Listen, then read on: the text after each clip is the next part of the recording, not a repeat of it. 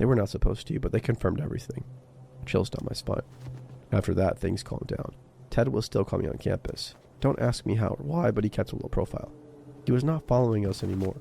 It was finally the end of the semester. I went away for a few weeks and I never set a foot on campus. I felt relieved. When spring semester started, Ted was still there. Not following, but watching closely. I was freaked out all over again, but then COVID hit. Since then, all of our courses have been online.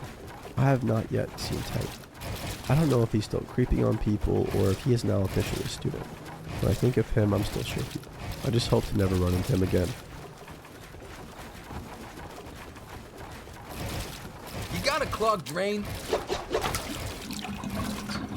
Let the gobbler get it. Quick question. How old were you when you got your first social media account? Some people are just now learning about lawsuits involving social media platforms. And if you meet these 3 things, you might qualify for possible financial compensation. First, you used Instagram, TikTok, Snapchat, Facebook, or YouTube between the ages of 8 and 18. Second, you were on those apps 3 or more hours per day. Third, you experienced mental health harm like anxiety, depression, or eating disorders and received treatment for it. More and more people are coming forward saying heavy social media use contributed to serious mental health issues. If this applies to you, you may be able to take part in a case review and see if you qualify for possible financial compensation. The best part, it's completely free to check. Just take the 30-second quiz and start your free case review. Click below to see if you may qualify.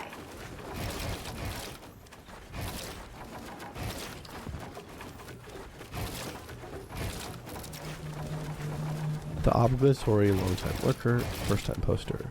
I want to tell my story of abduction in Krakow, Poland. This happened in 2012, and there are not many people I've told this story to. For my birthday in 2012, my ex-husband and I visited Krakow for a short break.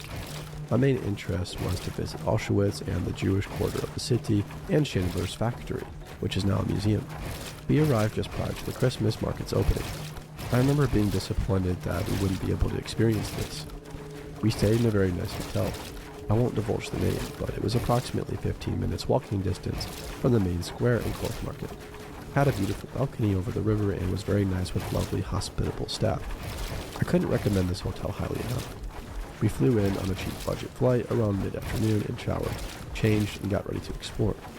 The weather was cold and dreary, with some light drizzle, but more than okay to walk along the river in the Krakow's main city. Krakow is an exceptionally beautiful city. I loved it.